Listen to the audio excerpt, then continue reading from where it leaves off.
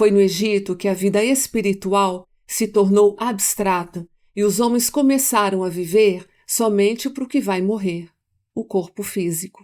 Esse foi o início da decadência do Egito, e hoje, no mundo artificial onde nós vivemos, o sagrado não existe mais na vida cotidiana das pessoas. Já existiu na Terra homens que eram portadores de atos e de palavras vivas. O que eles diziam, eles realizavam. Era a lealdade que prevalecia. É muito interessante estudar o passado e ver como a palavra e as ações dos homens foram perdendo valor. Hoje, as palavras são vazias, de significado, e os atos de profundidade. Esse declínio da consciência começou no Egito, com os faraós usurpadores. Nesse vídeo, vamos estudar 3 episódios que deram origem ao mundo onde nós vivemos.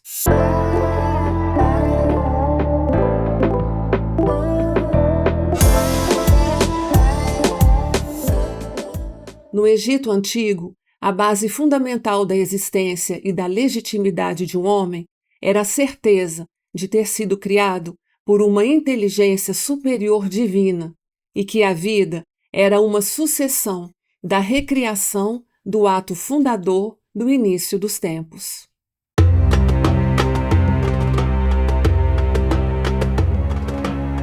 Por exemplo, quando um homem plantava sementes no seu campo, ele revivia interiormente o primeiro plantio da humanidade.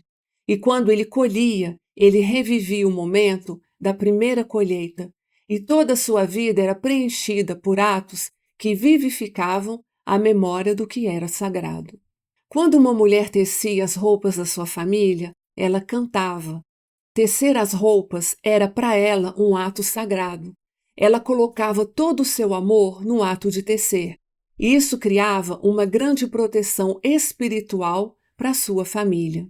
Naquela época, o sagrado era tão simples, tão universal e tão natural quanto cozinhar, plantar, tecer ou fazer o pão de cada dia. E não existia a noção de profissão que nós temos hoje. O que você fazia para viver era em si um ato sagrado. Se você fosse o padeiro da sua comunidade, você não diria, eu sou o padeiro. O egípcio dizia, eu sou iluminado fazendo o pão. Se você fosse jardineiro, você dizia, eu sou iluminado cuidando das plantas. As mulheres diziam, eu sou iluminada cuidando da minha casa. Essa noção de vida sagrada acompanhava os homens e as mulheres, e não havia degradação de uma função. Todos eram iluminados nas suas tarefas cotidianas. Com o passar do tempo, o sagrado começou a se apagar gradualmente do cotidiano dos homens. Tudo foi transferido para os templos, e somente os sacerdotes podiam recriar atos sagrados como oferendas ao mundo superior.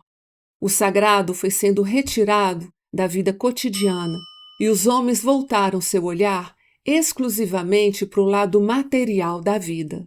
Foi no Egito que a vida espiritual se tornou abstrata e os homens começaram a viver somente para o que vai morrer, o corpo físico. Esse foi o início da decadência do Egito, e hoje, no mundo artificial onde nós vivemos, o sagrado não existe mais na vida cotidiana das pessoas.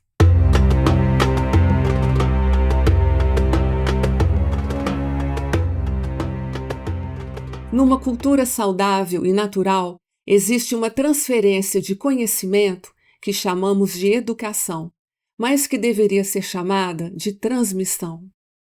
Naquele tempo, os avós e os pais transmitiam conhecimentos que criavam nos seus filhos e netos várias habilidades. O conhecimento era vivo e a criança era rica de todo o saber dos seus avós e dos seus pais.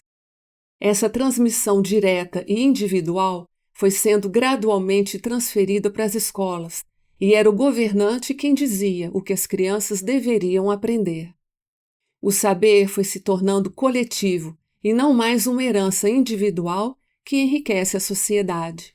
As crianças começaram a serem educadas para atender às necessidades do mercado de trabalho, e não de acordo com o que elas carregavam dentro delas como dons ou aspirações naturais. Hoje vivemos numa sociedade onde a maioria dos profissionais são insatisfeitos, até mesmo infelizes, porque a alma de quem eram quando crianças não foi levada em consideração pelo programa educacional do governo, e muitos não encontraram a verdadeira vocação.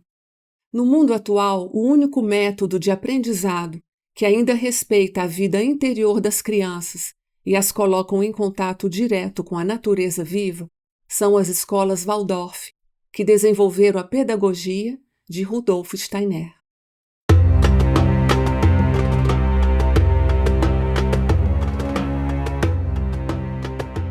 Dizem que o conhecimento sem a consciência é a ruína da alma, porque quando o coração está ausente do conhecimento, ele não tem mais nenhuma obrigação moral. No Egito, toda a vida do homem era direcionada para o mundo superior. Todos que possuíam o conhecimento da arte, por exemplo, dedicavam suas vidas a representar o céu acima do homem. O Egito foi a terra das escrituras eternas, onde o homem escrevia seu destino, inspirado pelo mundo superior. Os artistas representavam essa terra para mostrar que estavam conscientes do mundo invisível e das várias influências que governam o destino do homem. Mas um dia, os artistas, os arquitetos e os engenheiros se envolveram totalmente nos projetos megalomaníacos de comunicação política dos faraós decaídos. Os artistas que eram formados para representar as divindades e as escrituras eternas se viram retratando cenas que glorificavam atos de guerra e violência, para dizer que tal faraó havia esmagado seus inimigos. Foi o início da usurpação do conhecimento. Todo ser humano tem um coração e uma consciência, e quando o conhecimento e o saber são colocados a serviço de um mundo usurpado, a alma do conhecimento se perde. Estamos tão longe do Egito antigo, mas vivemos na memória dos seus antigos governantes que apagaram o sagrado da vida cotidiana dos homens e usurparam a educação das crianças. Et vous voyez, dans des temples comme ici, il y a des prêtres, des prêtresses, qui recréaient ces actes primordiaux. La première lumière du matin, la première parole prononcée, la première eau versée, offerte aux dieux, etc. Il y a toute une succession de premiers actes qui sont accomplis comme des actes fondateurs originels, à partir desquels vont résonner tous les actes du peuple. Et ça, c'est une confiscation du sacré, parce que le sacré est enlevé des actes simples de la vie quotidienne pour être emprisonné ici dans les temples, et les prêtres deviennent les gardiens exclusifs, les propriétaires sur les actes sacrés primordiaux qui sont de facto enlevés et progressivement de plus en plus niés aux humains dans leur vie quotidienne.